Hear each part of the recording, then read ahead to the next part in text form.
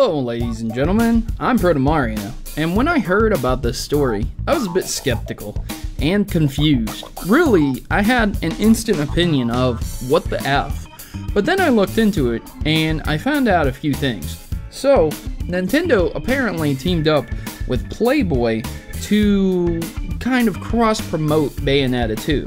Now, everyone out there instantly, when I say Playboy, you should think of pornography. There's no questioning it. Playboy does pornography. You can't put it any other way. And every parent out there probably will hear Bayonetta 2, Playboy, don't let my child have that game. But that's not what's going on here. I thought, like, what are you doing, Nintendo? I thought it was for the player model, but no, nothing like that. Basically, what they did was hired a 2012 Playmate, let me get the name here, and had her do the cosplay. It is 2012's Playmate Pamela Horton, who is an avid gamer, and she cosplays as Bayonetta.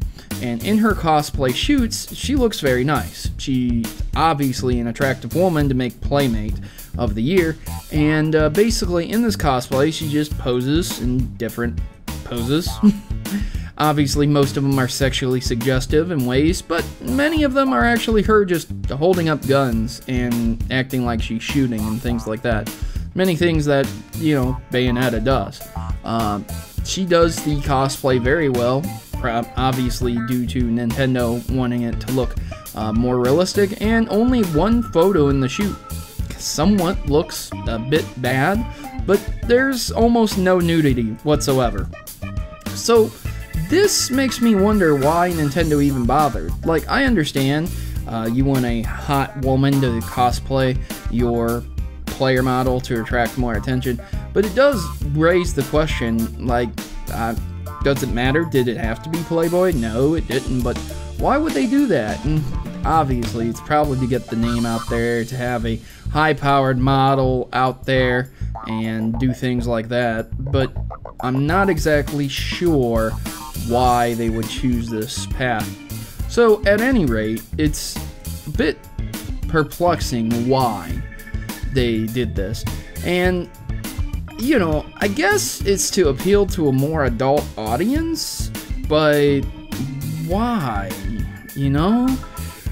I've argued this before, like, what does sex add to Mass Effect? What does sex add to most games? Unless it's story-driven and in the narrative, I don't see how sex, for the most part, adds much to games. Now, I might be wrong, but hey, guess what? That's my opinion.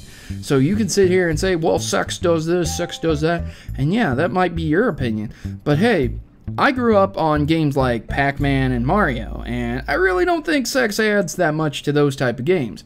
And yes, sexual appeal might add something to this game.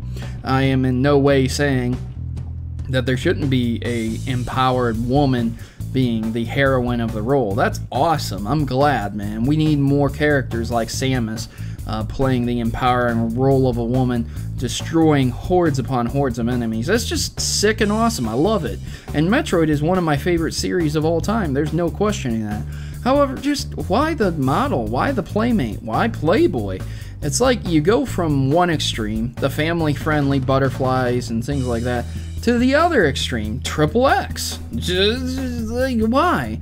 If they had gone with some model agency, maybe it wouldn't have been so TeknoAXE, but whatever. At any rate, I've been questioning things that Nintendo has been doing recently. If you have Hyrule Warriors, you probably understand what I mean when I say that Nintendo's really shying away from the censorship. Sia's boobs are like off the chain, huge and exposed for the most part. Yeah, they're censored a little bit, but my god, Nintendo, this is the same company that censored a statue because it had boobs. A statue in the background of a Castlevania game. And yet now they have no problem with it.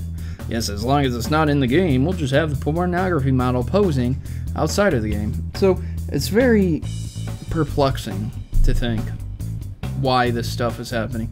Well, ladies and gentlemen, please leave a comment in the section below and let me know what you think of this. I've been your host, Protomario.